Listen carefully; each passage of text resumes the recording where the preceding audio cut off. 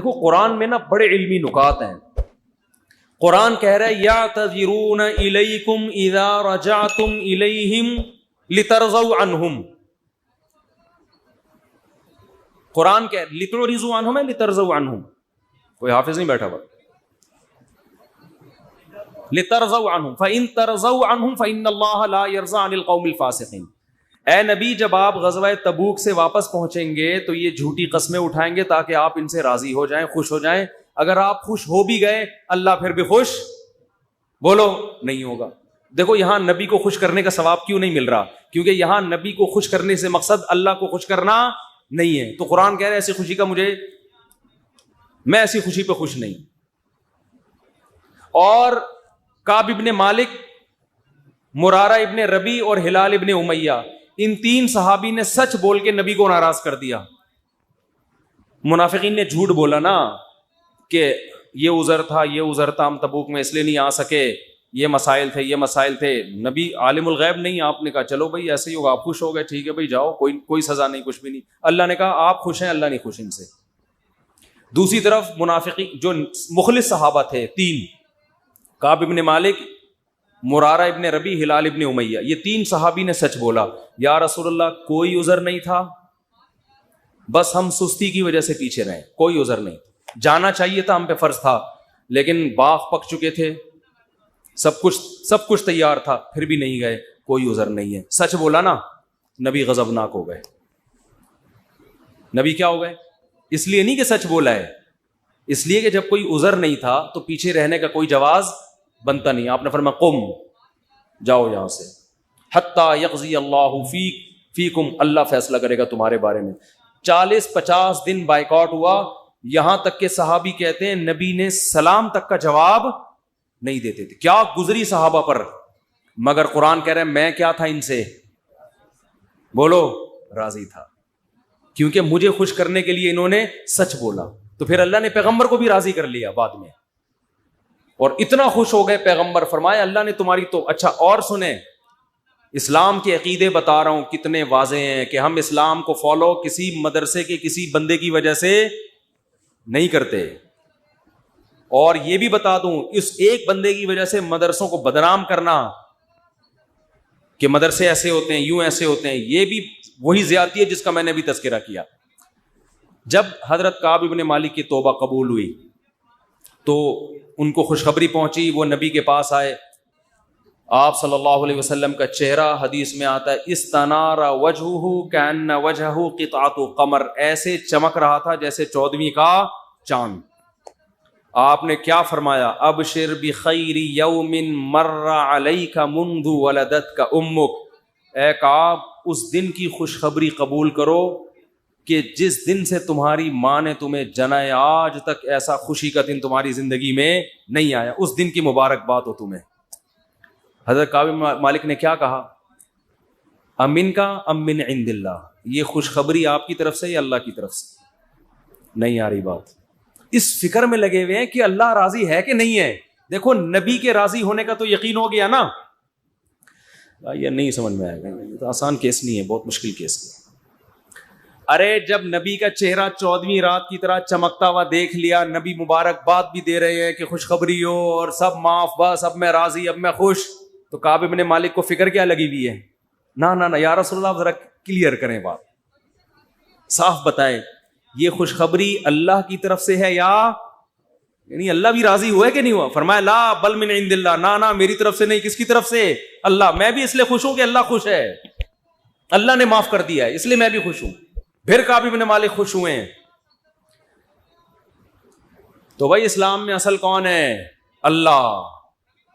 تبھی علماء کہتے ہیں کسی سے تنہائیوں میں گناہ ہوا ہو بالفرض, اللہ نہ کرے, اور اس نے توبہ کر لی, پھر لوگوں کو پتہ چل گیا, لوگ تانے دے رہے بے تو ویسا تھا, ان تانوں کی پرواہ بولو مت, بولے نہ تمہارا جرم کیا اور نہ ہمیں تم سے معافی مانگنے کی ضرورت, جس سے کیا ہے وہ جانتا ہے.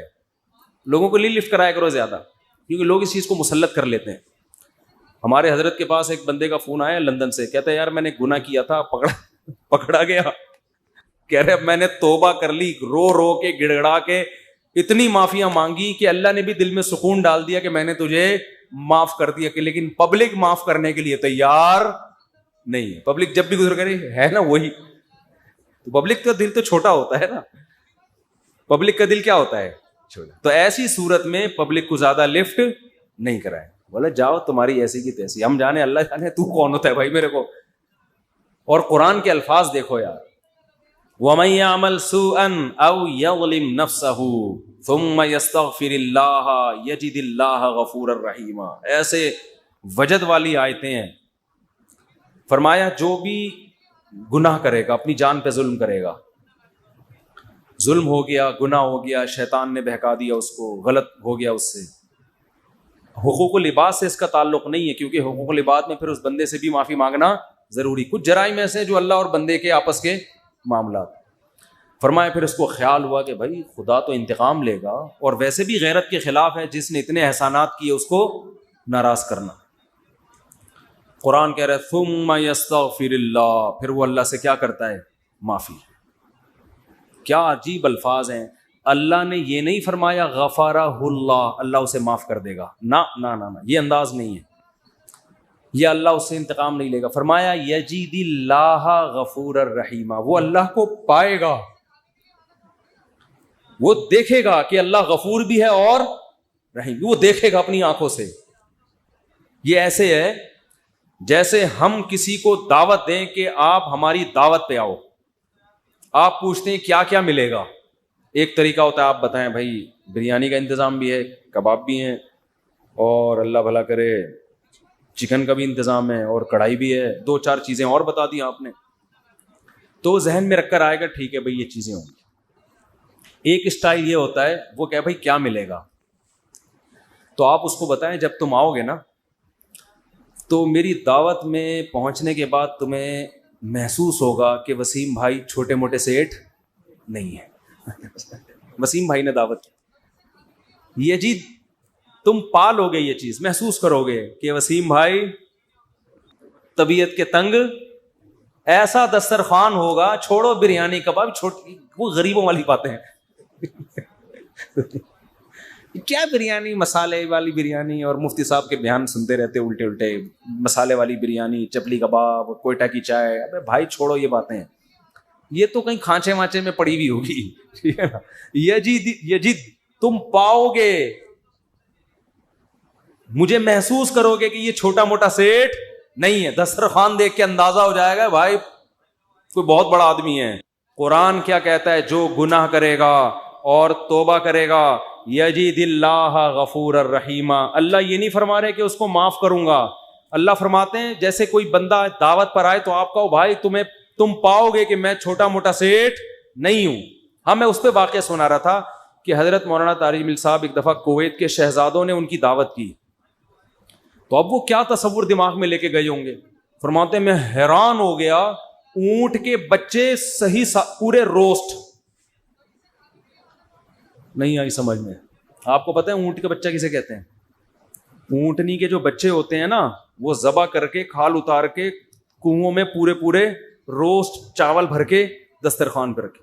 بکرے روسٹ تو سنے ہوں گے, اونٹ روسٹ نہیں سنے ہوں گے.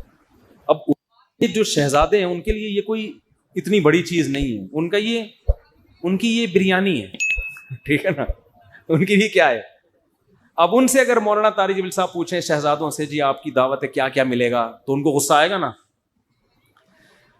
نہیں آ رہی سمجھ میں یار. او بھائی ان کو غصہ آئے گا نا کہ یار ہم کویت کے شہزادے ہیں, ہماری کرنسی دیکھو, اور ہم یہاں کا تو غریب آدمی اتنا پرتکلف کھانا کھاتا ہے, اور تم شہزادوں سے پوچھ رہے ہو کھانے میں, آپ کو غم ہو رہا ہے کہ پتہ نہیں بریانی ملے گی کہ نہیں ملے گی, پتہ نہیں روٹی ہوگی کہ نہیں ہوگی. تو اگر وہ ان سے پوچھتے تو وہ جواب میں یہ تھوڑی کہتے کہ یہ بھی ہے یہ بھی ہے, وہ کہتے بھائی آ جاؤ پتہ چلے گا شہزادوں نے دعوت کی ہے. آ جاؤ گے تو پتہ کیا چلے گا, پتہ چل جائے گا کہ شہزادہ بھی کوئی نائجیریا کا نہیں, کہاں کا, کویت کا, عرب شہزادہ ہے, اس کی دعوت ہے, آپ آئیں. اور ان کو پتہ چل گیا, انہوں نے بیان میں بھی بتا دیا. تو اللہ کا انداز یہی ہے, فرمایا تم سے کتنا بڑا جرم ہو جائے, کتنا بڑا جرم, یہاں تک کہ نبی نے فرمایا کہ اللہ فرماتے ہیں یا عبادی لو بلغت ذنوبک عنان السماء, تم نے گناہ کرتے کرتے کرتے کرتے زمین آسمان کے خلا کو بھر دیا, اتنے گناہ ہو گئے. ثم استغفرونی, پھر ایک دن تمہیں خیال آیا یار یہ غلط ہوا ہے, یہ نہیں ہونا چاہیے تھا, رب کو منانا چاہیے, بالآخر اس کا انجام برا ہے, گناہ کی سزا ملتی ہے. تو آپ نے ہاتھ اٹھا کے اللہ سے معافی, کسی اور کے در پہ نہیں گئے, کسی کی پرواہ بھی نہ کرو کون کیا کہہ رہا ہے, اللہ سے معافی مانگی. تو حدیث کے الفاظ کیا ہیں, قرآن کے الفاظ بھی عجیب ہے جو میں نے بتائے. قرآن کے الفاظ کے اللہ فرماتے ہیں معاف کرنا, تو یہ تو ہلکی بات ہے نا, معاف کروں گا تو مطلب یہ کہ یہ بریانی ملے گی, کوفتے ملیں گے, سالن, یہ تو ہم نے بتا دیا نا.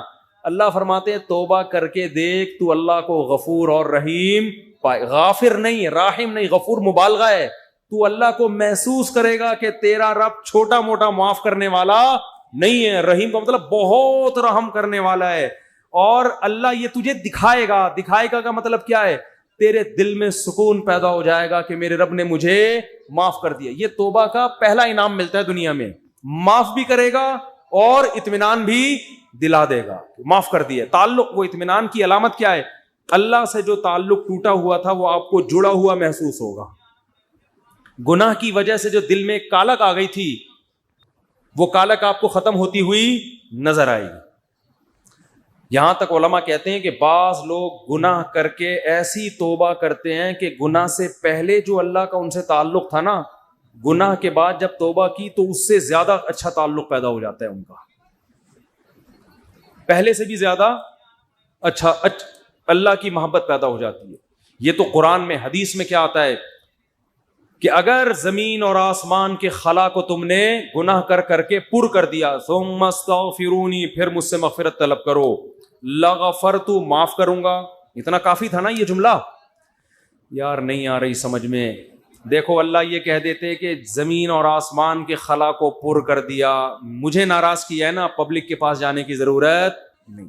عیسائیوں میں پادریوں کے پاس جا کے معاف کرواتے ہیں, اتنے پیسے لے لو معاف کر دو. اللہ کہتے ہیں پادری کا کیا بگاڑا ہے تم نے, ناراض مجھے کیا ہے, نماز چھوڑی ہے مجھے ناراض کیا, زنا کیا مجھے ناراض کیا, انٹرنیٹ پر فحش فلمیں دیکھی مجھے ناراض کیا, یہ جو ہو رہے ہیں گناہ آج کل, کچھ بھی کیا مجھے ناراض کیا نا, آؤ میرے سامنے گڑ گڑاؤ.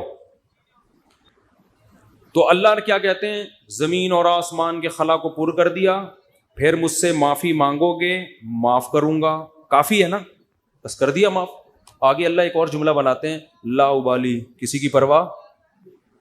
بولو اردو میں لفظ سمجھتے ہیں بڑا لا ابالی قسم کا آدمی ہے, سنا یہ لفظ, ہاں بولنے میں کچھ ٹیکس لگتا ہے. لا ابالی کہتے ہیں نا, یہ عربی کے لفظ سے آیا لا ابالی. لا کا مطلب نہیں, ابالی کا مطلب پرواہ نہیں کرتا میں کسی کی. جیسے جو آدمی کسی کی پرواہ نہیں کرے بڑا لا ابالی سا آدمی ہے. تو اللہ کیا کہتے ہیں, لا ابالی, معاف کروں گا کسی کی پرواہ نہیں. کیا مطلب, یہ جملہ لگانے کی کیا ضرورت تھی؟ جملہ اس لیے لگایا جا رہا ہے کہ بہت سے نیک لوگوں کو اعتراض ہو سکتا ہے, اے اللہ اتنے سارے گناہ سیکنڈوں میں معاف, یہ بات ہماری کھوپڑی میں بولو نہیں, کچھ تو تھوڑی سی ہوتی. جیسے ایک بیٹا نافرمان ہو, 20 سال باپ کو ستاتا رہے, اب باپ کو زندگی بھر ستایا اس نے, باپ نے کہا ایسی کی تیسی ہے, دیکھتا ہوں میں جائیداد سے آپ کر دوں گا, میں یہ کر دوں گا. باپ بوڑھا ہو گیا, مرنے لگا ہے بھائی, اب جائیداد کی تقسیم کا وقت آ رہا ہے, اور اب یہ گیا, اس کو پتا ہے کہ اب تو سارا معاملہ خراب, زندگی بھر ستاتا رہا. آخر میں آ کے ابا سے کہتے ہیں, ابا I am very very sorry. ابا کہتے ہیں چل جا معاف کیا. دوسرے بیٹوں کو آئے گا نا غصہ, ہے بھائی ابا یہ کیا, یہ تو آپ کے رحم دل ہونے سے ناجائز فائدہ اٹھا رہا ہے بھائی, ابھی آپ کے جانے کا وقت ہے, اور یہ آگے سوری کر کے چلا گیا. تو ابا اگر ابا ہوں گے تو آپ دوسرے بچوں کو کیا بولیں گے, باپ تم ہو یا میں ہوں؟ کیا خیال ہے, باپ تم ہو یا ٹھیک ہے تمہارا مشورہ ہے میں نے سوچ لیا. باپ بہرحال کون ہے, میں, میری مرضی, میری جائیداد ہے, میری میراث ہے, میں کسی کو بھی نہ دوں, میں صدقہ کر دوں, جاؤ. لیکن انسان کا اتنا ظرف ہوتا نہیں ہے. اب اللہ پر تو موت واقع نہیں ہوگی, لیکن انسان پر تو موت واقع ہوتی ہے, اور موت کے بعد رحمت کے چانسز ختم, توبہ کے دروازے بند. ساری زندگی گناہ کرتا کرتا اب موت سے پہلے اللہ سے کیا کہہ دیتا ہے, آئی ایم سوری، معاف کر دے.